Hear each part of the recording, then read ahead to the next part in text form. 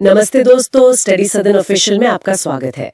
आज हम भ्रष्टाचार निवारण अधिनियम 1988 के हर एक महत्वपूर्ण पॉइंट को विस्तार से समझेंगे। नमस्कार। ये हमारी मूल विधि की सिलेक्शन सीरीज का एक बहुत ही महत्वपूर्ण लेक्चर है जी। आज की क्लास में हम इस अधिनियम के हर पहलू को जानेंगे, मतलब ये कब बना, इसका उद्देश्य क्या था और सबसे जरूरी एग्जाम के लिए कौन कौन से पॉइंट्स याद रखने हैं। बिल्कुल। तो चलिए शुरू करते हैं। चलिए, तो पहली स्लाइड देखते हैं, अधिनियम का परिचय। सर, सबसे पहले तो ये बताइए कि इस कानून का मुख्य उद्देश्य क्या था। देखिए, यहाँ ध्यान दीजिए। इस कानून का जो मेन मकसद था वो था भ्रष्टाचार से जुड़े जितने भी कानून थे उनको एक साथ लाना, मतलब समेकन करना। हाँ, समेकन यानी कंसोलिडेट करना, और उनमें जो जरूरी सुधार थे वो करना, मतलब संशोधन। तो दो शब्द याद रखिए, समेकन और संशोधन। ठीक है। और ये कानून कहाँ कहाँ लागू होता है? ये पूरे भारत में लागू है, पर इसमें एक और दिलचस्प बात है। वो क्या? जी, ये सिर्फ भारत में ही नहीं बल्कि भारत के बाहर रह रहे भारतीय नागरिकों पर भी लागू होता है। अच्छा, मतलब कोई भारतीय नागरिक अगर बाहर भी कुछ ऐसा करता है तो भी उस पर ये कानून लगेगा? जी हाँ, बिल्कुल। अब आते हैं उन तारीखों पर जो एग्जाम के लिए बहुत जरूरी होती हैं। हाँ, ये बहुत जरूरी है। देखिए, ये एक्ट पास हुआ था 1988 में।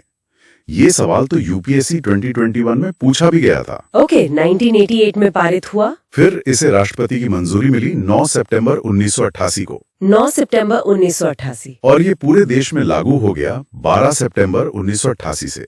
ये तीनों तारीखें आपको याद रखनी है। ठीक है। अब आते हैं इसके सबसे नए और महत्वपूर्ण बदलाव पर, 2018 का संशोधन। जी, ये बहुत बड़ा बदलाव था।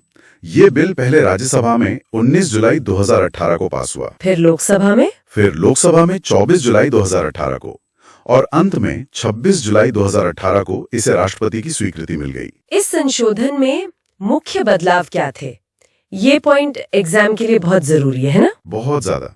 इसमें 7 पुरानी धाराओं को हटाकर उनकी जगह नई धाराएं लाई गई। 7 धाराएं हटाई गईं। और 3 बिल्कुल नई धाराएं जोड़ी गई। इनके नंबर जरूर याद रखें। कौन कौन सी?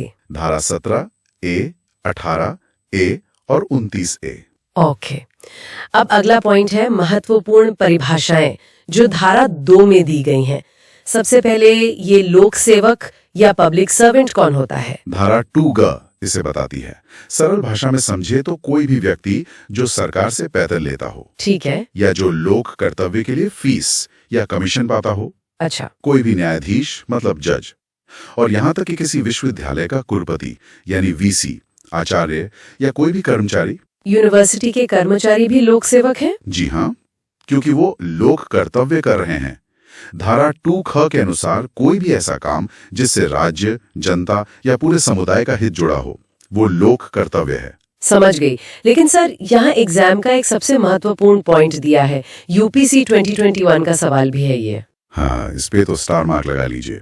कमीशन पर काम करने वाला ठेकेदार यानी कॉन्ट्रैक्टर लोक सेवक नहीं होता है। ये अंतर क्यों है? क्योंकि ठेकेदार सरकार के लिए काम कर रहा है, सरकार की जगह पर नहीं। वो सरकार की शक्ति का प्रतिनिधित्व नहीं करता। ये एक बहुत बारीक अंतर है। ठीक है। अब बात करते हैं विशेष न्यायाधीश की, जिसका जिक्र धारा 3 और 4 में है। इनकी नियुक्ति कौन करता है? इन जजों की नियुक्ति केंद्र या राज्य सरकार करती है। और इनकी योग्यता क्या होती है? ये भी एक जरूरी सवाल लगता है। बहुत जरूरी। ये भी यूपीएससी 2021 में पूछा गया है। विशेष न्यायाधीश बनने के लिए केवल वही व्यक्ति नियुक्त हो सकता है जो सेशन न्यायाधीश मतलब सेशन जज हो, या अपर सेशन न्यायाधीश हो, या रह चुका हो। यानी एक सीनियर जज ही ये केस देख सकता है। बिल्कुल। और विशेष न्यायाधीश की अदालत को सेशन न्यायालय ही माना जाता है। चलिए देखते हैं कि मुकदमे की सुनवाई कितने समय में पूरी होनी चाहिए। विचारण की समय सीमा। हाँ, ये भी एक महत्वपूर्ण सुधार है। कानून कहता है कि सुनवाई दिन प्रतिदिन मतलब डे टू डे बेसिस पर होनी चाहिए, ताकि केस लंबा न खींचे। जी। टारगेट ये रखा गया है कि केस को 2 साल के अंदर खत्म किया जाए। और अगर नहीं हो पाता है तो अगर कोई विशेष कारण हो तो इसे 6-6 महीने करके बढ़ाया जा सकता है। अधिकतम कितना? किसी भी हाल में ये 4 साल से ज्यादा नहीं हो सकता। ओके, ये समय सीमा तय है। हाँ, और धारा 5 के अनुसार इन मामलों में सीआरपीसी 1973 के वारंट मामलों की प्रक्रिया अपनाई जाती है।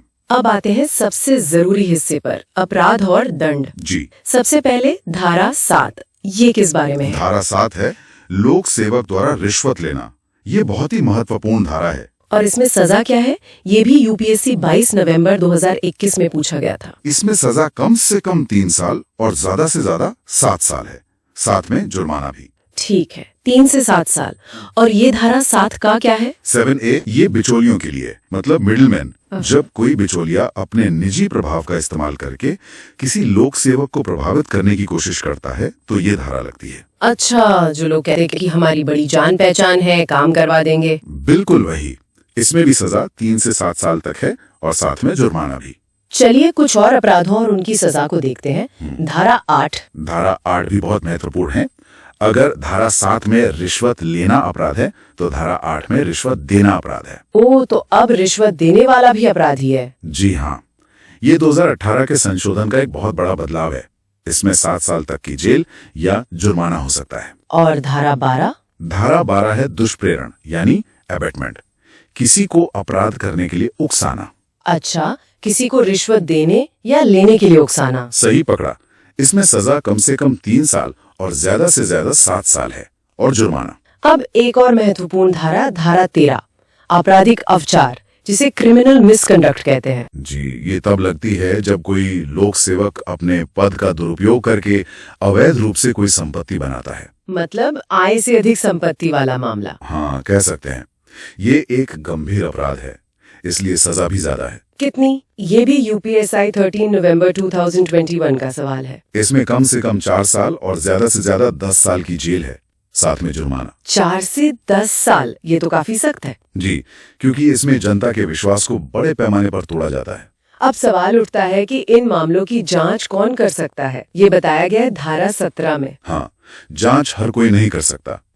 अधिकारी की रैंक तय की गई है। दिल्ली में कौन कर सकता है? दिल्ली में पुलिस निरीक्षक यानी इंस्पेक्टर रैंक का अधिकारी। और मुंबई, कोलकाता जैसे मेट्रो शहरों में? वहाँ सहायक पुलिस आयुक्त मतलब ईसीपी रैंक का अधिकारी। और बाकी जगहों पर? अन्य स्थानों पर उप पुलिस अधीक्षक यानी डीएसपी रैंक का अधिकारी। तो मूल नियम यह है कि जांच का अधिकार एक राजपत्रित अधिकारी यानी गजेटेड ऑफिसर को ही होता है। ठीक है, अब देखते हैं मुकदमा चलाने की प्रक्रिया और गवाह से जुड़े नियम। धारा 19, पूर्व मंजूरी, ये क्या है? ये इस कानून का सबसे जरूरी और कह सकते हैं विवादास्पद पॉइंट है। ऐसा क्यों? इसका मतलब है कि किसी भी लोक सेवक पर मुकदमा चलाने से पहले सरकार से मंजूरी लेना अनिवार्य है। मतलब सरकार की इजाजत के बिना केस नहीं चल सकता? नहीं चल सकता। ये मंजूरी केंद्र सरकार, राज्य सरकार या जो भी सक्षम प्राधिकारी हो वो देता है। ठीक है, अब आते हैं धारा 21 पर, सक्षम साक्षी, कॉम्पिटेंट विटनेस। ये पॉइंट तो मुझे काफी हैरान करने वाला लगा। हाँ, ये थोड़ा अलग है। इस कानून के तहत आरोपी व्यक्ति मतलब अक्यूज्ड खुद अपने बचाव में एक सक्षम गवाह बन सकता है। मतलब वो खुद गवाह के कटघरे में खड़ा हो सकता है? जी हाँ, वो शपथ लेकर अपना पक्ष रख सकता है। और इसका मतलब ये भी हुआ कि वो खुद के खिलाफ भी साक्ष्य दे सकता है। ये यूपीएसआई 20 नवंबर 2021 में पूछा गया था। बिल्कुल, अगर वो कटघरे में आएगा तो उससे जरा भी होगी और अगर उसकी कहानी में झोल है तो वो पकड़ा भी जा सकता है। चलिए अब एक नजर उन सभी पॉइंट्स पर डालते हैं जो पिछले यूपीएसआई एग्जाम में पूछे जा चुके हैं। ये एक तरह से हमारा फाइनल रिवीजन। बिल्कुल। तो पहला सवाल, अधिनियम कब पारित हुआ? 1988 में। सही। क्या कमीशन पर काम करने वाला ठेकेदार लोक सेवक है? नहीं, बिल्कुल नहीं। बहुत बढ़िया। विशेष न्यायाधीश बनने की योग्यता क्या है? सेशन न्यायाधीश होना या रह चुकना? एकदम सही। अब कुछ महत्वपूर्ण धाराएं। धारा 7, रिश्वत लेना, सजा 3 से 7 साल। धारा 13, यह है आपराधिक कदाचार और सजा ज्यादा है, 4 से 10 साल। बहुत अच्छे। धारा 19, मुकदमे के लिए सरकार से पूर्व मंजूरी। और आखिरी धारा 21 कि आरोपी एक सक्षम गवाह हो सकता है। शानदार, आपकी तैयारी एकदम पक्की है। तो दोस्तों, ये था भ्रष्टाचार निवारण अधिनियम 1988। याद रखिए, वर्दी आपका इंतजार कर रही है। अगला कदम है हमारे टेलीग्राम चैनल पर जाकर इस टॉपिक पर आधारित क्विज में भाग लेना। दोस्तों, अगर आपको ये लेक्चर पसंद आया तो स्टडी सदन ऑफिशियल को अभी सब्सक्राइब करें और बेल आइकॉन दबाएं ताकि आपकी कोई क्लास मिस ना हो। और इस वीडियो को अपने दोस्तों के साथ शेयर जरूर करें। मिलते हैं अगली क्लास में। जय हिंद। जय हिंद।